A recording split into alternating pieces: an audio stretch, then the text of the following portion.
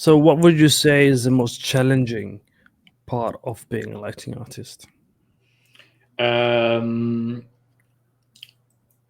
there's two things I'll say. First thing is going to be the more technical aspect of it for everybody who's, especially everybody who's starting. And for me, that was it. I was starting like at the beginning of the project. I was a super beginner in the industry. So the technical part of it, I think, is the most challenging. Make sure that you don't overdo it. You don't overput, like you said, God rays. You don't go crazy with the dynamic shadow. Sometimes we get carried away as an artist. We start up lighting a thing, and we love it, and we add more, and at some point it's like we need to cut back because it's not going to run on the console. So maybe that's the most challenging. The second one for me, uh, the project I was doing before working at the studio, my personal project, I was doing more of a cinematic aesthetic of it. I have some old work we did that was more of a cinematic style of doing so. So you only care about this shot, right? You only care about what the camera see. We don't care about the 360 of it, like what's happening in the back. We don't care because it's only one shot.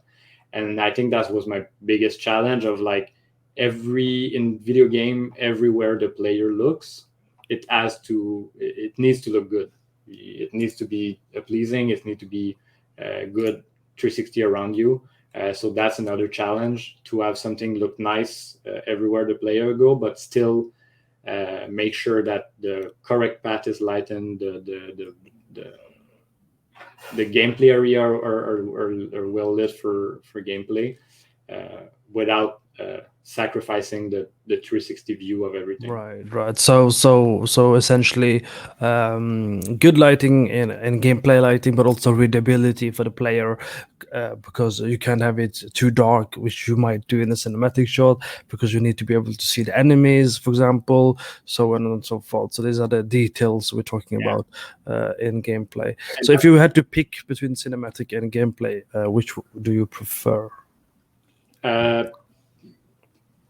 oh, good question. Right now, I'd say it's a constant struggle because as an artist, you always want to work on everybody and touch everything. But right now, gameplay it's where I'm most happy and comfortable because that's what I'm currently doing. I wouldn't mind going into cinematic because I'd say you have more freedom because, like you said, you don't have to care about the readability of the level, the gameplay aspect.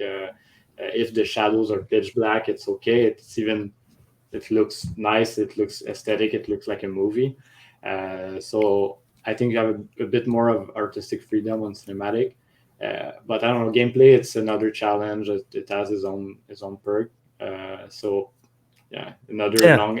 long answer for saying either, like both of them, in fact. But yeah, for now, gameplay, I'm really enjoying working on. I mean, it's interesting that you say that because there is some difference between doing gameplay lighting, cinematic lighting, and also something called dialogue lighting, which studios like Ubisoft, they have a lot of dialogue lighting as well, which is like in between cinematic and gameplay, basically. Ashar has a question. Luckily, it's on Twitch, so I can actually show this on screen this time. How do you approach the lighting if you're working for cinematic trailer? How it is different from your gameplay lighting process? Yeah, okay, good.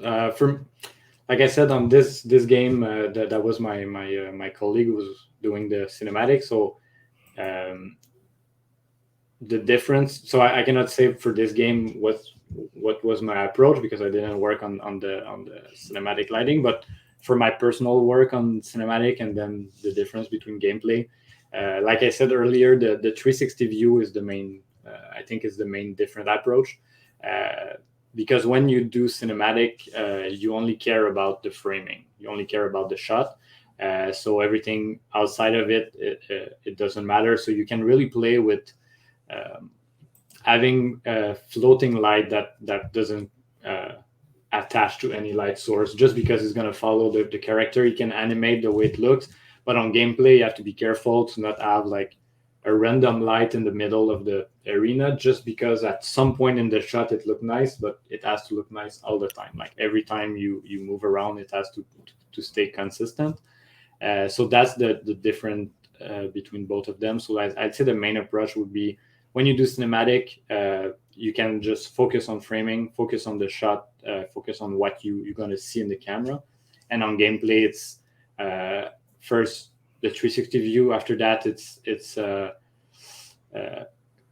I'd say character and monster. Like make sure that the character are well lit. You can see it. There's no because sometimes if the monster are not well lit enough, they're gonna blend with the background, and you don't want that. You want the player to always be able to see the character. So that's another struggle you need to think about when you do gameplay.